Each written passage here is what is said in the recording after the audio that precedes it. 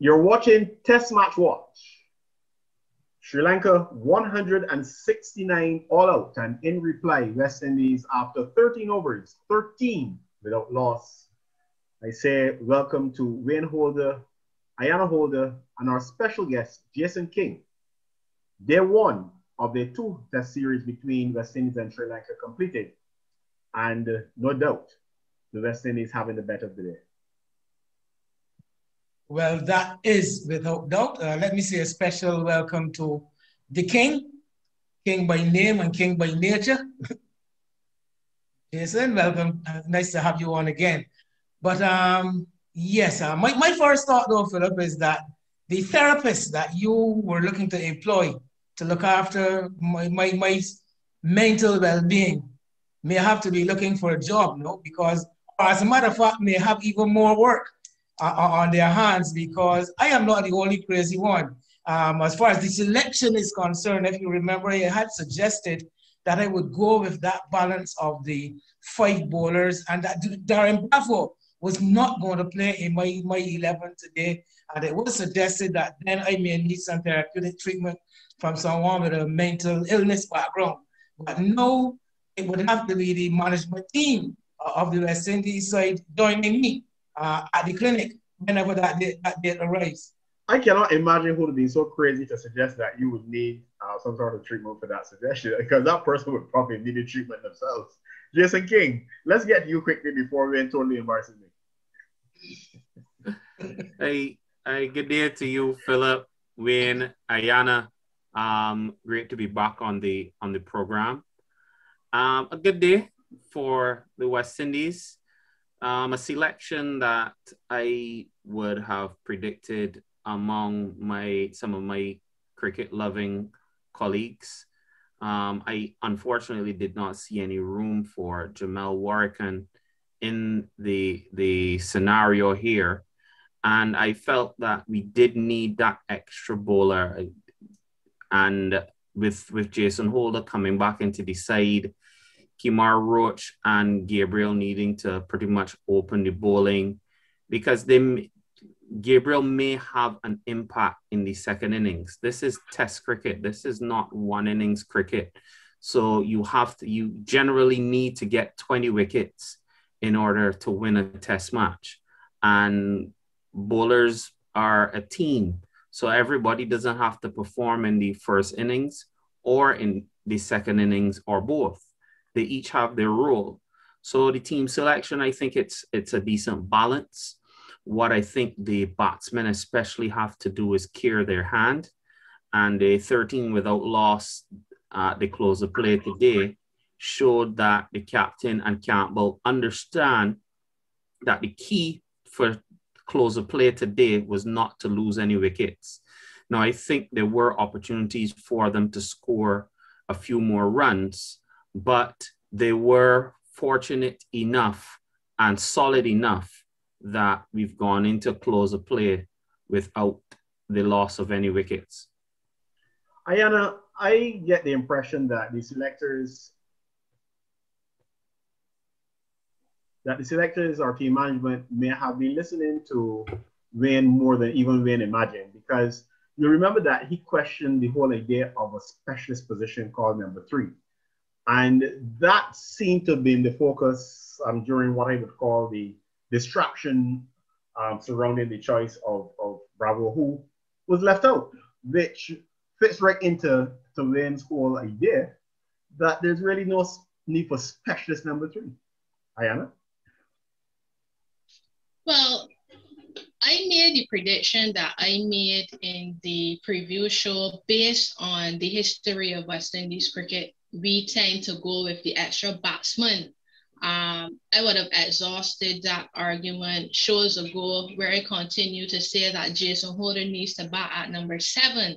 And here we have Craig Brathwaite, newly appointed captain, and it appears that he and the team management understand the necessity for that balance of the team. And that's the reason. And the reason why I went with my prediction is because I felt like this is West Indies cricket. We continuously go with the extra batsmen. So the obvious thing is that Darren Bravo will play. But we've seen that they have gone with a new formula. And I applaud them for that because I think it's a very proactive decision. And I think that it will reap success for West Indies. We saw today that Shannon Gabriel was not very consistent and a bit out of the game, some might say. But because you had well-packed bowling stock, we were still able to bowl out Sri Lanka, who has a long tail, really. We were able to contain them. I must congratulate Jason Holder on capturing his 8th 5-wicket haul. I thought that he bowled really well in the conditions. And kudos to the guys. I expect the batting to stand up now and make close to 400 or more. Well, then, a good friend of mine suggested that Craig Brathwaite did some damage control in terms of the final 11 to offset any irregularities by the selectors. So you may want to comment on that, or you may want to go straight into assessing the display. Something you said there, Philip. I missed. Could you repeat the I said that a good friend of mine suggested today that Craig Brathwaite simply undid the damage done by the selectors. I say you may want to comment on that, or you may want to confess to that, or you may want to go straight into your analysis of the display. Well, I would like to believe that what we are seeing here is a change in philosophy. We've got a new era, a new regime, more or less, if you can call it that. And it is showing that Craig, from what I'm reading, is his own man. And he has taken a decision. What clearly comes home here, though, is that Craig has supported the crew that went with him on that tour to Bangladesh and did so well. We came back, and Craig definitely has taken a stance. Well, look, I'm going with my men first. I'm going with the men who were there with me, first and foremost. This is just a beginning, mind you. This is not an end. And I personally believe that we still have not seen the best West Indies side put together as yet until this series is complete. I think it's going to settle down after this series is completed. And in some ways, some of the sheep may get separated from the goats. As far as the day's play is concerned, it was a very, very good day for the West Indies. I mean, Craig was so confident that once the toss came down, and it came down on tails after the Sri Lankan captain had called heads, Craig walked straight to the microphone and says, we can have a ball. You know, he was so confident and seemed to be so satisfied with the result of the toss. And of course, the decision vindicated. Anytime you win the toss in a test match and elect to bowl first and bowl the opposition out before the close of the first day, that would have vindicated your decision to bowl first. Jason, the only specialist spinner selected in the final 11, Raheem Cornwall, playing alongside 4 pacers, but he's in the attack within the first hour. Were you surprised? Not really. As a captain, you need to use the tools that you have. And in some situations, you need to be somewhat unconventional. Now, I don't know what would have transpired in the team meetings, etc., what the analysts would have provided in terms of the Sri Lankans' ability to bat spin with a newish ball. So that may have had a part to play. But the scoring rate was not very high. So you had the opportunity, and there was no early wicket. So there was an opportunity to just try something different, something that maybe Sri Lanka did not expect. They did not plan for it. So it may have caught them by surprise that Cornwall was on so early. He did keep it very tight, and he got the initial breakthrough. After that, without any other success, he was pulled out of the attack and then brought in later in the day. And later in the day when he came, it's probably the time that persons may have expected him to have normally come for the first time. It's give or take an over or two before or after an interval. But that decision, as has been said, you got to be lucky as a captain as well. And sometimes when you make brave decisions, you go forward. And Craig is just continuing on that high, which is a result of this team winning sessions. It's what I keep talking about. We won 3 sessions today. We won the first 3 sessions.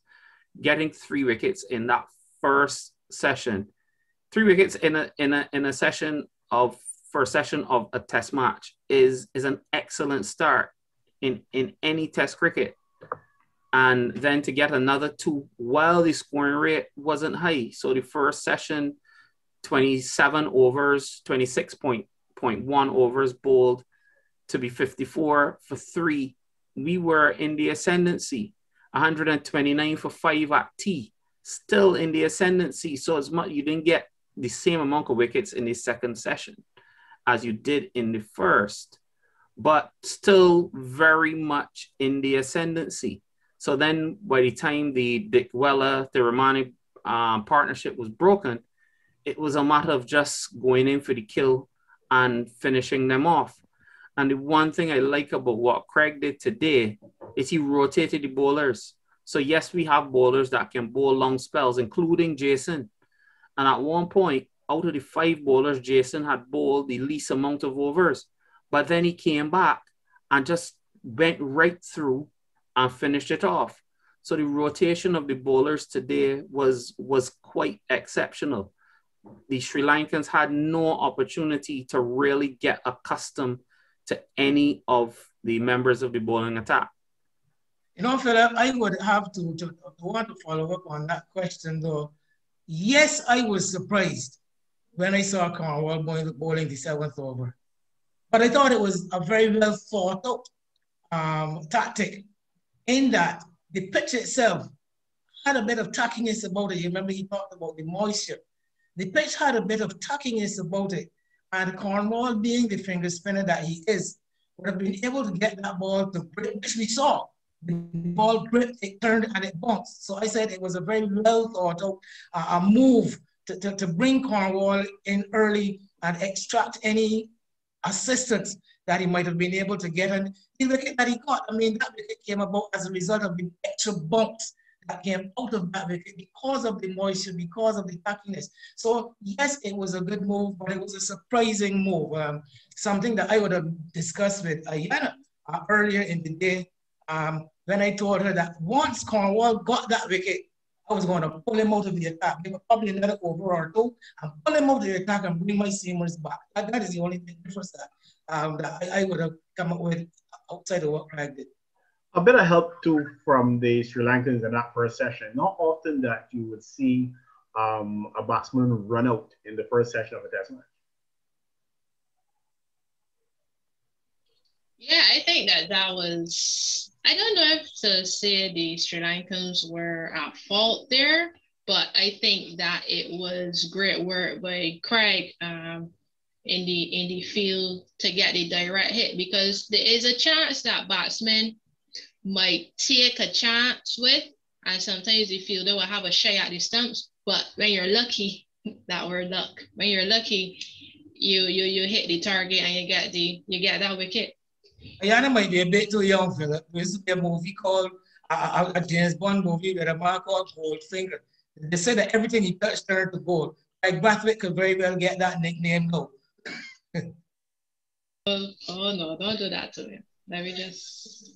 Yeah, it's what was happening was that they were somewhat starved for runs. And when you starve a team of runs, they then have to change their plan. So then they were trying to see if they could just try to rotate the strike. And when batsmen are trying to rotate the strike, if they have a chance, they will try to take it and pretty much try to ride their luck. And unfortunately, they came out on the losing end. And Craig Brathwaite shone again today, like Midas, with a golden touch. Well, you know, the captaincy of the West Indies team it makes you a target. And a target, especially for people who, I always say, people who really maybe are limited in their own ability to analyze the situation. So when something goes wrong, the captain is the scapegoat. And he will probably have some of those days. Even the great Craig Lloyd had them amidst the wonderful things that were done under his captaincy. So then it's going for you then, I suppose. You just want to take it. Yeah, because it's not going to be all gold, I can assure you, Craig. It is not going to be all gold. And there's a knives being sharpened right now. They may be under the table, but there's a knife being sharpened for when it goes wrong for Craig. But I can assure you. So the highlights, definitely the 5-wicket haul by Jason Holder. A good effort on the part of Kemar Roach, excellent support from Cornwall. Gabriel obviously didn't have one of his best days. What about Alzarri Joseph? Go, Jason, go ahead. Yeah, Alzarri is still a young bowler at this level. He does have some good deliveries in his hand, but in terms of putting a spell together, there may still be some way for him to go. In Sri Lanka, when the team was in Bangladesh, I remember mentioning in terms of Kemar Roach and understanding his role at times, where sometimes if nothing is happening, you just have to hold and maybe the batsman may make a mistake. That's what Test cricket is about. So today, Alzarri tried to penetrate and may have attacked just a tad too much. But sometimes you can also do that when you have the luxury of an attack like what we had today, in that the others were very much economical today. I mean, we said that Shannon Gabriel did not have his best day, but he was still, his economy rate for his 9 overs was still 2.44 per over. He was not expensive, so it meant that Alzarri, to a certain extent, could experiment and really try to get a wicket in those spells that he bowled today. It didn't work out. Another day it may. It's just one of those games that you just have to keep going at it and keep trying with it. But understanding the situation of the game would enable you to then determine what approach you would take. Whether to attack, whether to hold, or whether to really and truly defend. You know, West Indies had a great day, and understandably, lovers of West Indies cricket are happy. But to be a bit balanced, what really could Sri Lanka have done differently, guys? Well, in my assessment, the Sri Lanka side is a weakened side, but they're missing some of their experience. There's an opening batsman. His name is not coming to mind at the moment. Probably a Pereira, if anyone could get a name for me. Kusal Pereira, yes. Along with Angelo Matthews, I think that those two guys are really missing from this Sri Lankan order. And being sent into bat this morning, I think the approach was a bit tentative, as Jason mentioned. The run out could have come as a result of being put under pressure and trying to take any opportunity to get runs. So I think they were a bit too tentative and defensive at that point in time. And they never really got in a comfortable position to get on top of the bowlers. The only attacking partnership was that partnership between Dick Weller and Saramana, the guy who top scored for them. But other than that, I just think the approach was a bit too defensive, and they just allowed the West Indian bowlers to continue on their way today. You're at the team meeting. Planning for tomorrow. What really does West Indies need to do? And of course, Wayne, as you share on that issue, feel free to express what you wanted to jump in and say. I was just thinking about to extend on the point that Ayana was making about the Sri Lanka batting, the very long tail. You will have to admit, after Dick Weller, there's really not much in the form of batting, and it manifested itself. 5 wickets fell for 19 runs. I mean, it tells you that had the West Indies been able to drive home at 92 for 5, they probably might have been struggling to make 132 rather than 169. Tomorrow, the West Indies will be looking to really solidify their position in the game. Yes, there is still going to be something there in the pitch for the bowlers and all the bowlers as we saw today, and still fairly potent attack. I think that may be Sri Lanka's major strength, the bowling. Shamira, Lakmal, who did really well when they were here the last time Sri Lanka was in the West Indies, along with the spinner. Call the name. Some of these funny names give me some trouble sometimes. But yes, so the West Indies will need to consolidate that position and look to, and you know how I like to see it. Session by session, once the West Indies are batting with wickets intact, at this time tomorrow evening, the West Indies should be very much in the driver's seat. Well, there are two teams playing this test match. So what do the Sri Lankans have to do, Jason? Well, again, session cricket. So the West Indies did not get off the flyer this evening. So they're not away as yet. They haven't gone anywhere, so to speak.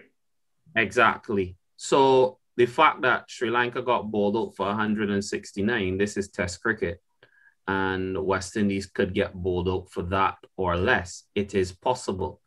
What they have to do is stick to their guns.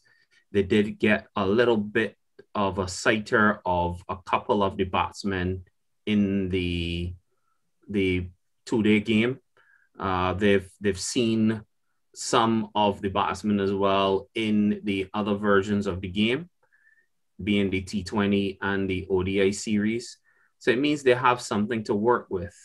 And I believe that there is going to be a bit of spin being bowled tomorrow, and they are going to attack the stumps. The batsmen at the crease now have not dominated spin bowling throughout their careers thus far. If the ball, however, does start to move a bit, and we did see Kemar Roach and Jason Holder get quite a bit of movement today, the Chimera, Lakmal, et al. Will be chomping at the bit to get that ball, and we will see how the West Indies play the moving ball tomorrow. So for me, the game is still very much in the balance. At the moment, you would say that with 10 wickets in hand in the first innings, the West Indies do have the opportunity to stamp their authority on this game. They have 4 more days of cricket to play. There's no rain in the forecast. So it's at the moment in the hands of the West Indies, but Sri Lanka does play decent cricket. A lot of these players do have a point to prove, to like the West Indies team in Bangladesh. Persons may say that this is not a full strength team. And we saw what that not full strength team in Bangladesh did. So Sri Lanka may develop that same type of drive to make sure that they perform. The players want to perform to make sure that they can solidify their places for the future. They've come out of a difficult home tour against England, where Joe Root pretty much dominated. So they need to regain some of the confidence of their people and their board. And there's, for whatever reason, nothing like national pride. And it's unfortunately something that we West Indians of more recent vintage seem not to have as much as those of the past. And so every other test nation, it's a national team, and there's nothing like national pride. And we only tend to see that national pride in our regional competitions. So Sri Lanka has a lot at stake, and they're going to give it their all tomorrow. They're going to study all of the tape, and they are going to come at us with all guns blazing. Worthy of note, Philip, West Indies batting, there's still a lot of inexperience despite all the hype. There's a lot of inexperience. Let's remember that Bonner, De Silva, and Kyle Mears, between the three of them, they definitely don't have a dozen test matches.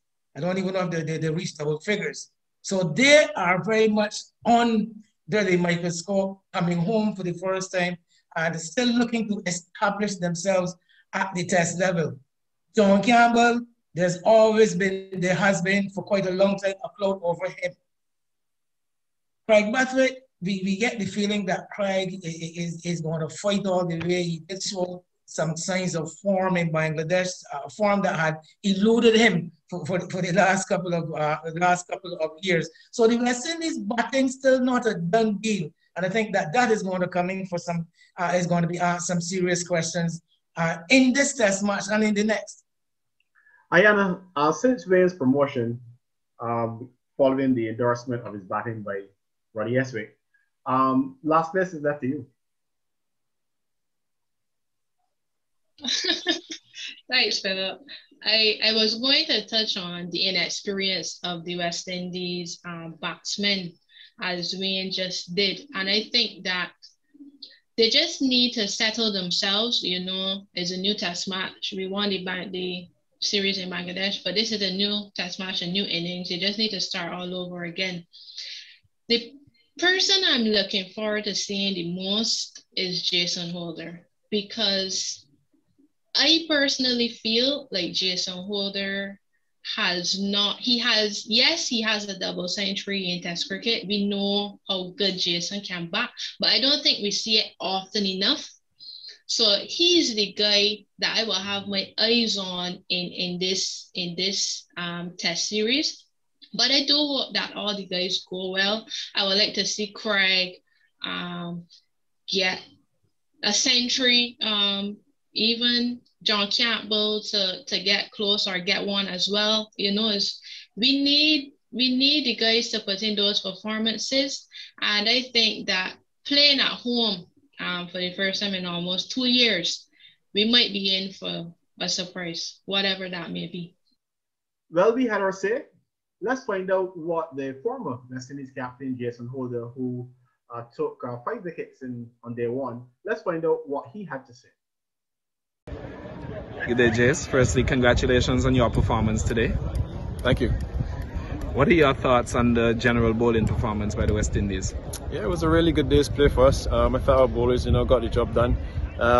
If I'm being overcritical, maybe we didn't use the new ball as well as we probably would like. But it's good to see Kemar Roach, putting up his hand once again, leading the way for us. And then, I was able to support him. Obviously Rakim Kaur did an outstanding job holding things tightly at his end. And Shannon probably wasn't at his best in it, but he still ran in and gave a really good effort, as to Azari. So, I think all in all, a pretty good day's effort from our bowlers. And where does your personal performance rank amongst your bowling performances in Test cricket? Yeah, another 5 wicket haul is a pleasing feeling. It's obviously right there with any other 5 wicket haul I've gone. But yeah, the job isn't finished. I think there's a lot to be done here in this game. Still a lot of cricket to be played. Our next priority is obviously to put a big score on the board, and then give our bowlers something really nice to run at the Sri Lankan players with in the second innings. And how do you view our current position in this test? Yeah, commanding position. To bowl a team out on the first day is obviously a pleasing feeling. To be without loss at the end of this play is also really good. I think that session there with Craig and obviously John, was very, very important for us. To keep the Sri Lankan bowlers at bay and not give them anything in that evening burst. So it's important they come and start tomorrow for us quite nicely, build a foundation and bat really, really big in this first innings. And what do you view as vital to this batting unit to ensure that we turn this strong position into a test match win? Yeah, we've got to start well tomorrow. Tomorrow's a new day. We've got to really start well, make them really work hard for our wickets. I think it's important for John and Craig to really lay that foundation. If they can bat that first session, that'd be brilliant for us. Put us in a really good stead going into the back half of the day. But yeah, I think it's a really good wicket. It was quite slow today, and I think it should quicken up a little bit better tomorrow and be a little bit easy for stroke play. Thanks, Jace. Cheers, thanks. So there you have it, the thoughts of Jason Holder, a 5 wicket haul in his first match after being relieved of the captaincy of the West Indies team. Sri Lanka 169 all out, and in reply, West Indies 13 without loss. The action will resume tomorrow on day 2. And in the hours following that action, you can join us for our review of the second day's play. So thanks very much to Ayana Holder, and Jason King. Philip Hackett saying good evening.